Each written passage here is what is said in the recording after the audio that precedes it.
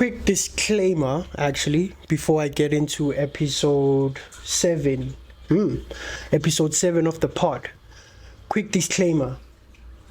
The thoughts and opinions I share in this episode are actually not based on any scientific research whatsoever.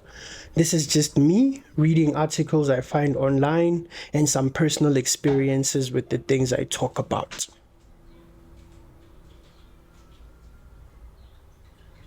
See, that pause right there would have been a good part to add my intro, but we still don't have an intro 7 episodes later, 2 moments later. But eventually we'll get one. I'm not even stressing about that anymore, actually. So, on to the pod. I actually this morning took a cold plunge. After I woke up feeling very, I don't know what word can describe how I was feeling.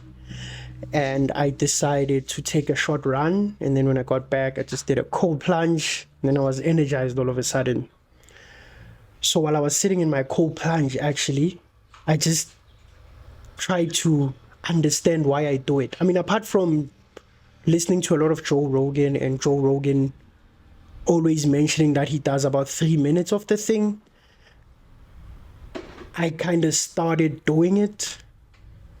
And while I was there, I wanted to understand, besides it making me feel very alive after going into a dip of very cold water, I actually went through some rabbit holes. I read an NPR article.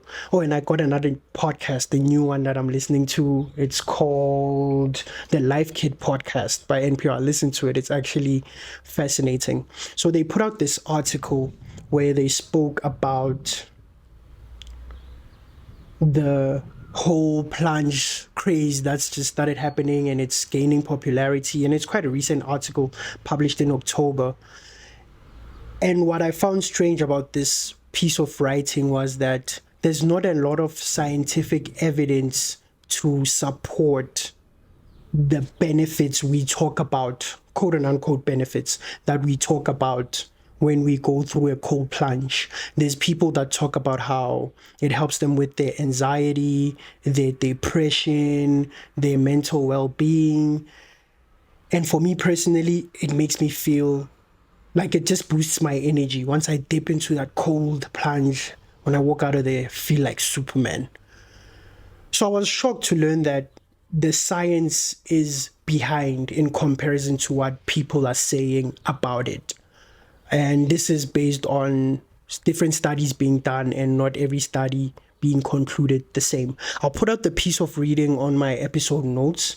I found that very interesting, and I just wanted some opinions in terms of, if you're listening, do you cold plunge, and what are some of the benefits you get from cold plunging? And I also just wanted to suggest for some people to try and do the plunge.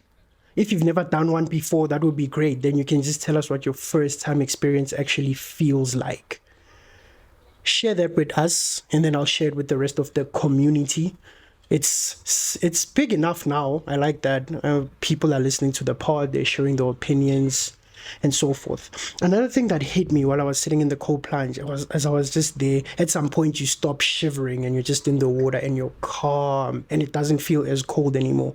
I started thinking about Loyal Connor's album, Not Waving But Drowning.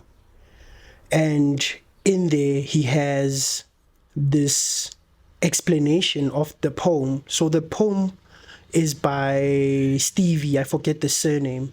And actually, before I get into it, let me just read you this piece.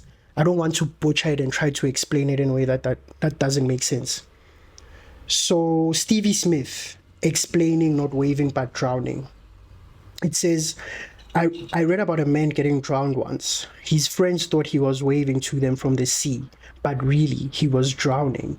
And then I thought, in a way, it is true of life too, that a lot of people pretend out of bravery really that they are very jolly and ordinary sort of chaps, but really they do not feel at home at all in the world or able to make friends easily. So they joke a lot and laugh, and people think they're quite all right and jolly nice too. but sometimes the brave pretense breaks down, and then, like the poor man in this poem, they're lost. I'll put its track, give me a second. It's track 10 on the album of Not Waving But Drowning, actually. It's an interlude. I'll put up a link. You can listen to it. She actually does a better reading of it than I do. So this hit me in my cold plunge because the official poem actually came out in 1957. But for some odd reason, I find it to be more true now than it was back then. I mean, I wasn't alive in 57. It was probably a different type of living. I say I find it more true now based on our current state of living and our realities with quote and unquote social media happiness. We tend to pretend, even when we're having the worst of days, the posts we put up will be happy or motivational. I think it helps us get going. And I just wanted to say that with where we're at now, with the year-end fatigue, people still pretending to like their jobs or love them, as they like to say, and the holiday season coming up where you get invited to a lot of things, where you show up, pretend to be having fun even when you're not because you'd rather be watching something. Just take some time to decide really on what you're going to be doing with the holiday season, because whether we like it or not, Jan is still coming, and I hope we're all not broken Jan just because of trying to pretend to be happy and doing things we don't want to be doing in this festive season. I'm not saying stay at home, go out, have fun, but it should be something you want and super intentional about.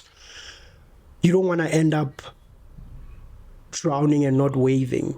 You don't want us sitting there having a good time with you and you're drowning the whole time because there's these things that are just hovering over you that you know need your attention, but you need to be here and pretend for us, your friends, your family, your mom, your dad, whoever the case may be.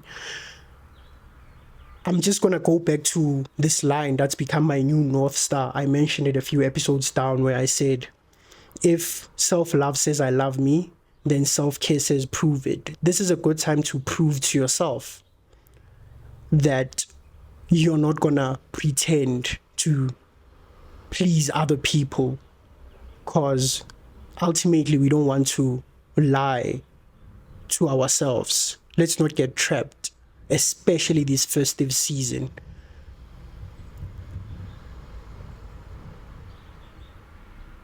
I think that's a good chunk given my disappearance for the last 2 weeks. I do apologize for that. I choose not to record when I realize there's nothing to be said. And let's all learn that actually as well. That's going to be my last thought. Let's not say or give responses when we really realize that there's nothing to be said. So going into festive season, take this with you. This might be the last episode for the year, but something crazy might happen and then I decide to record because I need to share and it's urgent. But besides that, this might be the last episode of the pod for this year. Might do another one on the very first day of the year actually, and just do the whole thing where we do resolutions and I record them this time around. Usually I note them down and then that notebook disappears somewhere in the middle of the year. But if I put this up, the internet lives forever. Then I can hold myself accountable. I might just do that. Join me if you can. We can have a roundtable discussion of the pod and we all share some New Year's resolutions and remember the year defining thing. If you didn't listen to that episode, this is a good time to go back and just listen to the YDT episode. And yeah, until then, that's the pod.